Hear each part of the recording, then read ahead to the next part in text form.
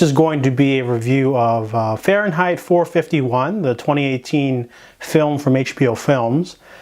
First off, I have to say that Fahrenheit 451 is my favorite book by Ray Bradbury. I discovered it in high school. I think we just finished reading 1984 for class. I saw it on the shelf. I picked it, I read it, I loved it. Did an amazing 900-page book report for it or something like that, or 600 pages.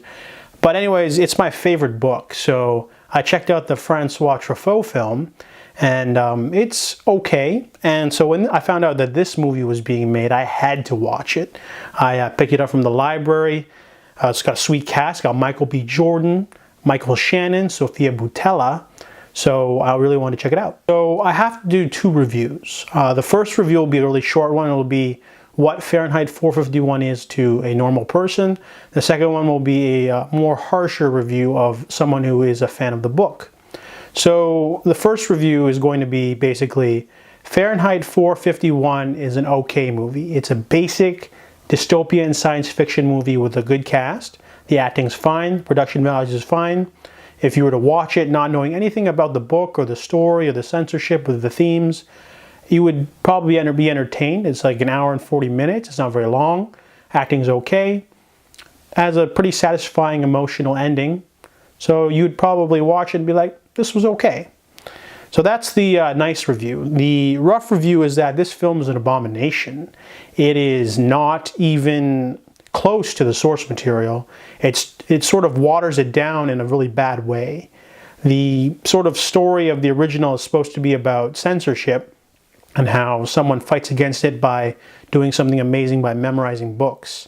And this movie is so generic that you could change the names of the three main characters, take away the book burning aspect, and you could just call this dystopian science fiction movie, and you wouldn't be able to tell the difference.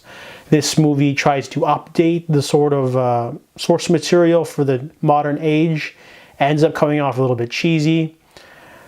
They keep adding new things in, taking things out, and they just, by the time if you're a person who's read the book and you watch this movie, it doesn't feel like Fahrenheit 451. It feels just like a mix of a couple different dystopian novels mixed together with the title of Fahrenheit 451. So from now on, there's going to be some spoilers. So let's get into this. I want to dig deep. All right, so in this movie, Guy Montag is played by Michael B. Jordan. He is a sort of rock star because the master troopers that burn books, they're police officers of sorts, but they're also public people. They're like celebrities almost. And whenever they go and find a stash of books and burn them, they also burn the fingertips of the people that have committed the crimes, call them eels, and then sentence them to life off the grid. They're not allowed to go anywhere. They're basically homeless for as many years as the master troopers give the sentence. So Guy Montag is a popular, young, strong cadet. He's been working on it for the last 16 years. He's probably going to be Captain Beatty's successor. So he is in a good position. There's this robot in everyone's house, very similar to Siri, called Yuxi. And Guy Montag is excited to become the new captain. However, the movie changes things immediately at the beginning. Guy Montag is not married in this version. He lives alone. The Yuxi ends up being a sort of 1984-ish type thing.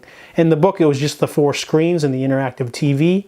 They only touch about that in the VR. There's a VR sequence. It's very short. They don't really go with that. They're going for a more social media taken to the extreme sort of level. And I didn't really like that. Guy Montag is then tempted to take a book from this large stash that they're able to find. There's this rat that they use for information. She's trying to get ears shaved off of her sentence. She is also a sort of trader of black market goods. However, when he starts reading a book, Guy Montag finds himself sort of getting into thinking for himself. The movie is able to have a few good things to take away. I really like the father-son relationship between Captain Beatty and Montag. They're able to do that perfectly. I also like the whole sort of freedom sort of aspect. In the book is a little bit more subtle with that. However, the movie basically just has him joining a resistance just straight up. And it seems a little bit pedestrian, really. And then there's this whole subplot involving information on a blood, and then the blood can be taken and has information on all these books, and the rebellion is trying to like get the blood out and spread it around or something, and the people in control don't want that. So there's a very generic resistance storyline. I honestly think that the filmmakers thought that the source material might be too slow, so they throw in like a fight scene in there. There's a lot more fight scenes going on in there when they didn't have to. There's no robot dog. I didn't like that aspect. The movie just doesn't hit any of the right notes. They try to go for like they changed even like the most basic plot happenings in the novel. It takes away sort of the paranoia aspect. The see something, say something is there, but the movie just really misses the mark. The acting's fine. I mean, Michael B. Jordan is great. So Michael Shannon is amazing in this movie. Also Sofia Boutella, but the movie, honestly, it needed to be a miniseries, and they needed to like actually like do a proper version. It almost feels like someone skimmed the book, said, this is okay. Let's mix in a little 1984. Let's add a little bit more action.